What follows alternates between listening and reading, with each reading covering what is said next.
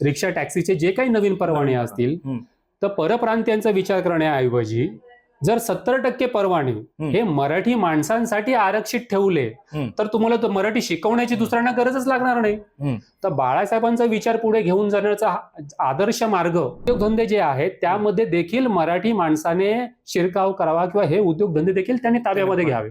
तर आता आपण ह्या विषयापुरतं बोलूया की मराठी रिक्षा किंवा टॅक्सीचे परवाने. तर का बरं मराठी माणूस उद्योगधंदा करायला पुढे येणार नाही? तुम्ही करा, तर त्यांच्यासाठी 70% परवाने त्यांना द्या. मराठी तरुण जो नोकरी धंद्याच्या शोधामध्ये आहे, बरोबर आहे. मुंबईसह राज्यभरामध्ये सध्या महत्वाचा विषय तो म्हणजे रिक्षा टॅक्सी चालकांना मराठी सक्तीचा.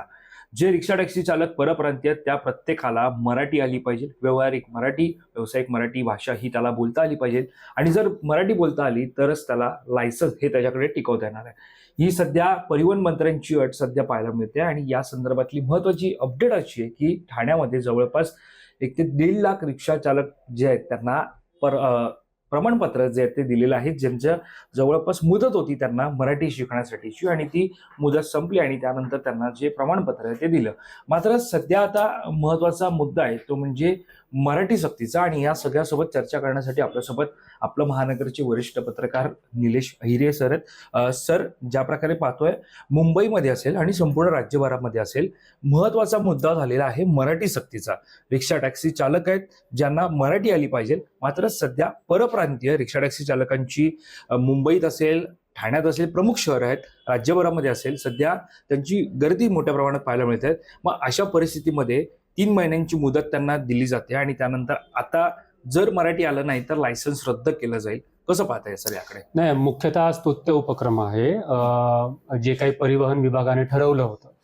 आणि जर बघायला गेलं तर केवळ मुंबई नाही तर मुंबई, ठाणे, संपूर्ण मुंबई महानगरामध्ये मोठ्या प्रमाणावरती रिक्षा आणि टॅक्सी चालक जे आहेत ते प्रामुख्याने परप्रांतीय आहेत. म्हणजे मोठा टक्का हा परप्रांतीयांचा आहे. रिक्षा चालवणारे असतील, टॅक्सी चालवणारे असतील किंवा ऍप आधारित ज्या सेवा देणाऱ्या ज्या काही आहेत, ओला असेल, उबर असेल, त्या या क्षेत्रामध्ये मोठ्या प्रमाणावरती परप्रांतीय आहेत.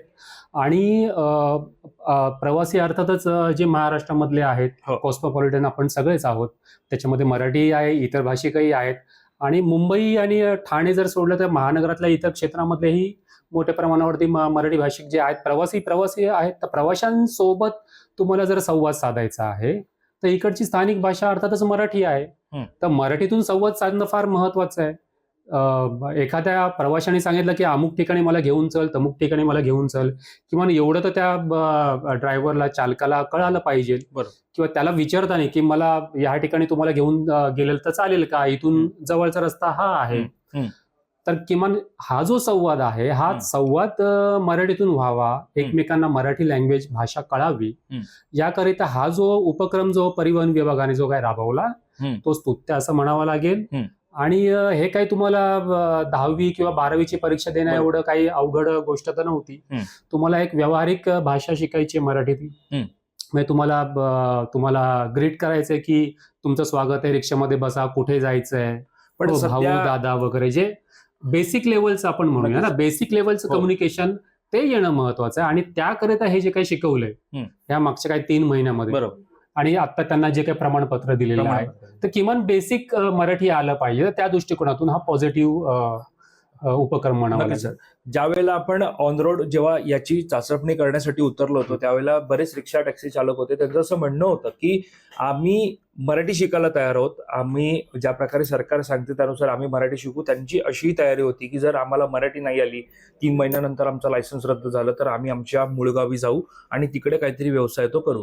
पण महत्वाचं या सगळ्यामध्ये असं आहे की जरी रिक्षा टॅक्सी चालकांसाठी मराठी सक्ती केली असली तरी जे प्रवासी आहेत त्यांच्याबाबत काही कारवाई व्हायला पाहिजे असं वाटतं का तुम्हाला?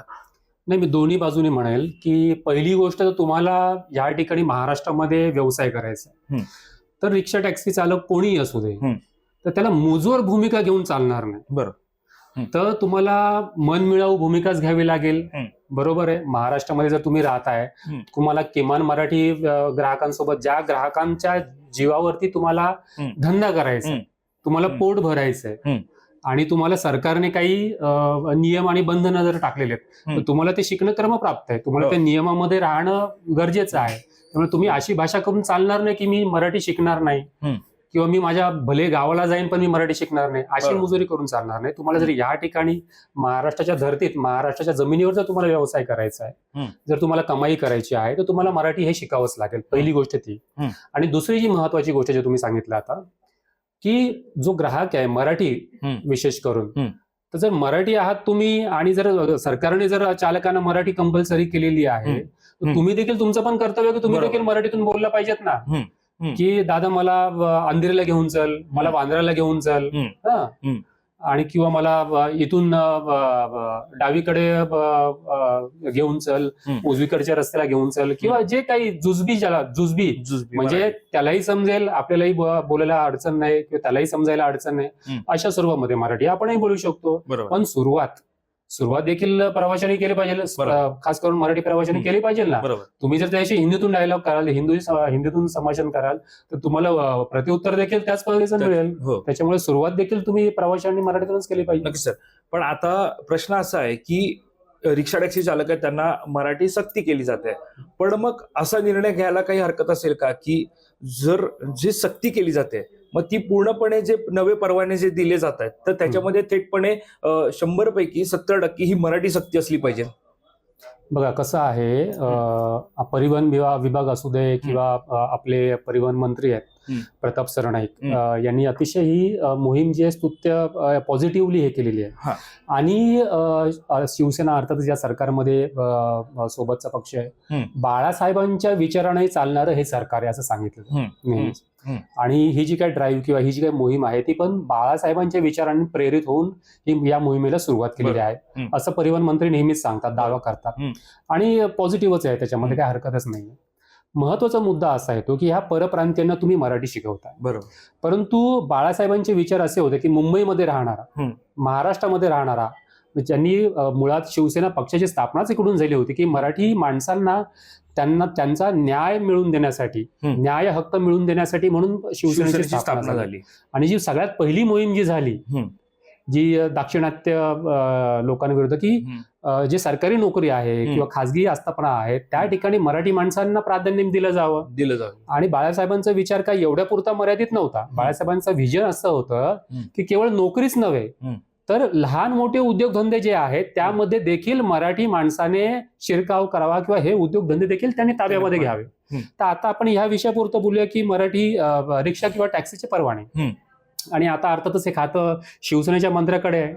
तर बाळासाहेबांच्या विचारांना धरून तुम्ही पुढचा विचार केला तर जे काही नवीन परवाने, रिक्षा टॅक्सीचे जे काही नवीन परवाने असतील, तर परप्रांतीयांचा विचार करण्याऐवजी जर 70% परवाने हे मराठी माणसांसाठी आरक्षित ठेवले तर तुम्हाला मराठी शिकवण्याची दुसऱ्यांना गरजच लागणार नाही. तर बाळासाहेबांचा विचार पुढे घेऊन जाण्याचा आदर्श मार्ग ज्याला म्हणता येईल ना, तर भविष्यामध्ये जे काही रिक्षाचे, जे काही टॅक्सीचे परवाने नवीन जे काही इश्यू केले जातील सरकारकडून, परिवहन विभागाकडून, तर 70% जे काही परवाने आहेत ते मराठी माणसांना द्यायला काही हरकत नाहीये. किमान तसं विजन, तसं धोरण नव्याने तयार करायला काही हरकत नाहीये. बाळासाहेबांचा जर विचार आपण पुढे घेऊन जातोय तर ह्या बाबीचा किंवा ह्या धोरणाचा किंवा या संदर्भातलं धोरण नवीन तयार करण्याचा विचार सरकारने नक्कीच करावा किंवा केला जाऊ शकतो, याबद्दल माझं दुमत नाही. नक्की सर. पण या सगळ्यामध्ये तुम्ही आता जसं सांगितलं की सरकारनं केलं पाहिजे, बाळासाहेबांच्या विचारांची सुद्धा तुम्ही उजळणी या ठिकाणी केली.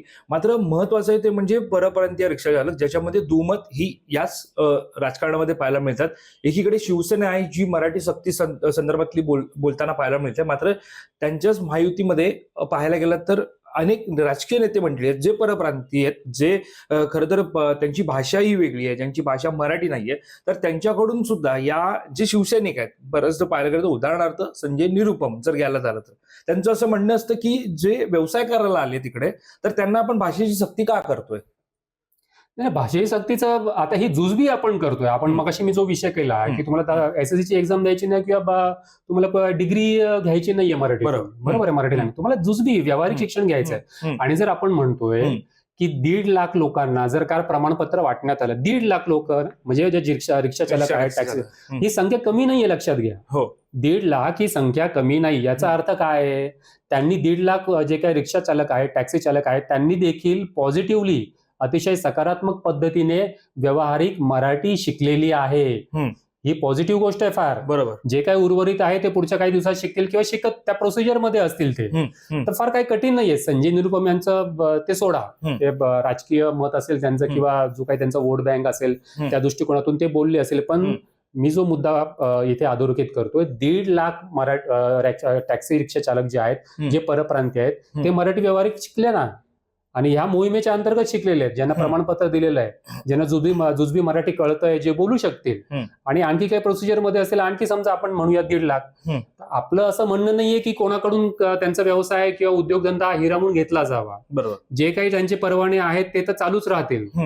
भविष्यामध्ये ज्या वाढत्या गरजेनुसार जर तुम्हाला रिक्षाचे नवीन परवाने द्यायचे असतील, टॅक्सीचे नवीन काय परवाने इश्यू करायचे असतील, किंवा जे काही ऍप आधारित जे काही नवीन सेवा ओला उबेर सारखे असतील, त्यांच्या काही धोरणामध्ये नंतर काही चेंजेस होऊन त्याच्यामध्ये जर काही परवाने इश्यू करणार असेल, तर त्या ठिकाणी माझं असं म्हणणं आहे, जर आपण बाळासाहेबांच्या विचारांच्या दृष्टिकोनातून जर एखाद्याला जर आपण मराठी शिकवतोय, त्याच्यावरती एफर्ट घेतोय, बरोबर आहे ना, त्या आता आपल्या मराठी काही कोकण मंडळाने वगैरे भाषा मंडळाने मराठी शिकवण्यासाठी पुढाकार घेतला, परंतु या ठिकाणी जर 70% मराठीत जर असतील, तर तुम्हाला आवश्यकता नाहीये ना कोणाला मराठी शिकवण्याची. हा स्थानिक आहे, भूमिपुत्र आहे, आणि तुम्ही त्याला रोजगारही देताय. पण यामध्ये सध्या सर पाहायला गेलं तर टक्का घसरताना पाहायला मिळतो मराठीचा. आणि अशामध्ये ज्या प्रकारे तुम्ही आता उल्लेख केला की मराठी सक्ती ही जर सरकारकडूनच करण्यात आली आणि जे नवे परवाने दिले जातात ज्याच्यामध्ये 70% मराठी केली, तर अशा आणखी काही उपाययोजना आहेत की ज्या केल्या तर निश्चितच मराठी सक्ती ही होऊन जाईल आणि जे मराठी आहेत ते व्यवसाय वरती येतील. आणि जी तुम्ही मगाशी बोलला होता की शिवसेनेची जी काही विचारधारा होती, बाळासाहेब ठाकरेंची शिकवण होती की ज्या प्रकारे उद्योगधंदे असतील किंवा त्यांचं जे पहिलं आंदोलन असेल ज्याच्यामध्ये बाळासाहेबांची विचारधारा होती की मराठी माणूस हा प्रत्येक क्षेत्रात असला पाहिजे, तर निश्चितच ते पूर्णत्वास येईल असं वाटतं का? नाही, नक्कीच ना. जर तुम्ही जर रिझर्व्ह कराल किंवा राखीव जर कराल तर प्रोत्साहन नक्कीच मिळेल ना. जर मला असं कळालं की अमुक एरियामध्ये मला दुकानांचे परवाने मिळत आहेत, नव्याने जे काही इश्यू केले जाणारे, जे महानगरपालिकेच्या माध्यमातून जे नव्याने इश्यू केले जाणारे परवाने आहेत, आणि ते 70% जर मराठी माणसासाठी आहे, तर माझ्यासारखी व्यक्ती ही त्या परवान्यासाठी पुढे होईल ना, जाईल ना. कारण मला एक अश्युरन्स मिळतोय, एक गॅरंटी मिळते सरकारकडून की मला उद्योगधंद्यासाठी प्रोत्साहन दिलं जाते सरकारकडून. तर ज्यावेळेस तुम्हाला, आणि सरकारचं काम काय आहे, प्रोत्साहन देणं आणि पुढे घेऊन जाणं. हा भूमिपुत्र आहे, या भूमिपुत्राला तुम्ही नोकरी धंदा देताय, तुम्ही उद्योग व्यवसायामध्ये घेऊन जाताय, आणि अर्थात त्याचं भलं करताय ना तुम्ही. एखाद्या व्यक्तीचं जर तुम्ही जर भलं करत असाल, तुम्ही जर त्याला चांगल्या मार्गाला आणि उद्योगधंद्याला पोटापाण्याच्या त्याची जर गरजा जर तुम्ही भागवत असाल, तर त्याला चांगला रिस्पॉन्स मिळणार, त्याला चांगला प्रतिसाद मिळणार. मुख्य मुद्दा असा आहे की तुम्ही तसं धोरण तयार करण्याचं, तुम्ही तसं धोरण तयार करा, ते धोरण त्यांचं इम्प्लिमेंटेशन, अंमलबजावणी करा, त्याला 100% सकारात्मक प्रतिसाद हा मिळणार म्हणजे मिळणारच. परवा आपण जी काही स्टोरी केली दादरच्या फेरीवाल्यांच्या संदर्भात, जी काही स्टोरी केली आपण, की त्यांच्याकडे ते परवानाधारक फेरीवाले आहेत, ज्यांना QR कोड पण दिलेला आहे, आधारित ओळखपत्र दिलेलं आहे. मुख्य मुद्दा असा आहे की त्यांचं ते 150 मीटरच्या क्षेत्राच्या बाहेर राहून ते करतात.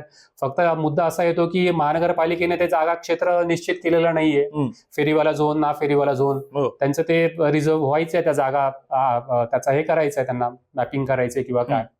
तर हा जो जुना फेरीवाला आहे, जुना जो काही विक्रेता आहे, त्यांच्याकडचे जे काही लायसन्स आहेत, जे लायसन्स होल्डर आहेत, ज्यांना ओळखपत्र दिलेलं आहे, QR कोड दिलेला आहे, त्यांच्याकडून हिरवून घ्या असं आपलं धोरण नाहीये, बरोबर, किंवा असं आपलं म्हणणं नाहीये. परंतु मुंबईमध्ये वाढत्या गरजेनुसार ज्यावेळेस नवीन फेरीवाला झोन तयार होतील, नवीन क्षेत्र तयार होईल, ज्या ठिकाणी तुम्ही नवीन परवाने इश्यू कराल, त्या ठिकाणी सरकारने आता महानगरपालिकेमध्ये मराठीच्या मुद्द्यानेच महानगरपालिकेमध्ये सत्ताधारी बसलेले आहेत.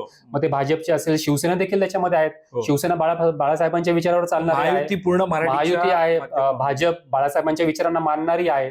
मग बाळासाहेबांच्या विचारांना मानणारे जर पक्ष जर सत्तेमध्ये बसलेले आहेत, आणि बाळासाहेबांचा विचार काय, या मराठी माणसाला, या मराठी मातीतल्या व्यक्तीला तुम्ही रोजगार मिळवून द्या ना, उद्योगधंदा मिळवून द्या त्याला, त्याच्या पोटा पाण्याच्या गरजा तुम्ही भागवा. ज्यावेळेस जर तुम्ही या आस्थापनामध्ये जर मराठी माणसांसाठी 70% महानगरपालिकेने जर फेरीवाला झोन मध्ये जर जागा रिझर्व्ह केल्या, आरक्षित केल्या, तर का बरं मराठी माणूस उद्योगधंदा करायला पुढे येणार नाही? तुम्ही करा, तर त्यांच्यासाठी 70% परवाने त्यांना द्या. मराठी तरुण जो नोकरी धंद्याच्या शोधामध्ये आहे, बरोबर आहे, जो इथे तिथे भटकतो, जो ग्रॅज्युएट आहे किंवा जो कमी शिकलेला आहे, सगळ्याच प्रकारचे आजच्या घडीला ही गोष्ट लक्षात घ्या की उद्योगधंदा आणि व्यवसाय करायला कोणीही लाजत नाही. किमान एवढी तरी आज मुंबईमध्ये या मेट्रोपॉलिटन सिटीमध्ये एवढी तरी जाणीव आहे की पैशाच्या पुढे काही चालत नाही. पैसा कमवायचा आहे आणि तो योग्य मार्गाने जर कमवायचा आहे आणि त्यासाठी जर सरकारकडून जर तुम्हाला प्रोत्साहन मिळत असेल तर मग काय त्याच्यामध्ये वाईट आहे? मराठी माणसाला जर तुम्ही प्रोत्साहन देत असाल, 70% परवाने जर इश्यू करून देत असाल तर कुठला मराठी तरुण पुढे होणार नाही रोजगारासाठी, कमाईसाठी? तो नक्कीच त्याला प्रतिसाद देईल. मुख्य मुद्दा असा की तुम्ही करणार कधी? तुम्ही करा तर आधी, तुम्ही पॉलिसी मेकिंग कसं तयार करा. तर नक्कीच सर, मुख्य मुद्दा हा आहे की सरकारकडून प्रोत्साहनपर मराठी सक्ती, मराठी रिझर्वेशन जर केलं तर नक्कीच मराठी माणूस हा व्यवसायात असेल किंवा प्रत्येक क्षेत्रामध्ये असेल निश्चितच पुढे येतो. तर धन्यवाद तुम्ही दिलेल्या संपूर्ण माहिती संदर्भात. तर महत्वाचा विषय आहे तो म्हणजे राज्यातील मराठी सक्तीचा जो मुद्दा होता, रिक्षा टॅक्सी चालक जे सध्या ज्यांना जुजबी मराठी असेल, ती व्यावसायिक मराठी असेल, व्यावहारिक मराठी असेल, ही त्यांना आली पाहिजे आणि त्या संदर्भातली मुदत सुद्धा परिवहन विभागाकडून देण्यात आली होती आणि आता 15 ऑगस्टला ती मुदत जी ती संपली आणि उद्यापासून थेट कारवाईला सुरुवात होणार असं सुद्धा प्रताप सरनाईक जे परिवहन मंत्री आहेत राज्याचे त्यांनी सांगितलं. मात्र आता अट अशी आहे त्याच्यामध्ये की कारवाई करताना सुरुवातीला त्यांना 1 महिन्याची ही मुदत शिकण्यासाठी दिली जाणार आहे. मात्र त्याच्यामध्ये शिकले नाही तर 3 महिन्यांसाठी लायसन्स त्यांचं रद्द होणार आहे आणि त्यानंतर सुद्धा जर त्यांना मराठी बोलता, व्यावहारिक जुजबी मराठी बोलता आली नाही तर त्यांचा परवाना हा कायमस्वरूपी रद्द होणार आहे. तर महत्वाचं होतं ते म्हणजे एकीकडे परप्रांतीय मराठी, दुसरीकडे मराठी जे सध्या मुंबईमध्ये भूमिपुत्र आहेत. मात्र सरकारकडून जर थेटपणे मराठी रिझर्वेशन जर या सगळ्यामध्ये केलं तर निश्चितच मराठी सक्ती करण्याची गरज नाही लागणार. थेटपणे मराठी व्यवसाय उद्योजक हे त्या ठिकाणी पाहायला मिळतील. तुम्हाला व्हिडिओ कसा वाटला हे आम्हाला कमेंट करून नक्की कळवा आणि या संदर्भातली अधिकची माहिती जाणून घेण्यासाठी तुम्ही आपलं महानगर लाईव्हला सबस्क्राईब करायला विसरू नका. धन्यवाद.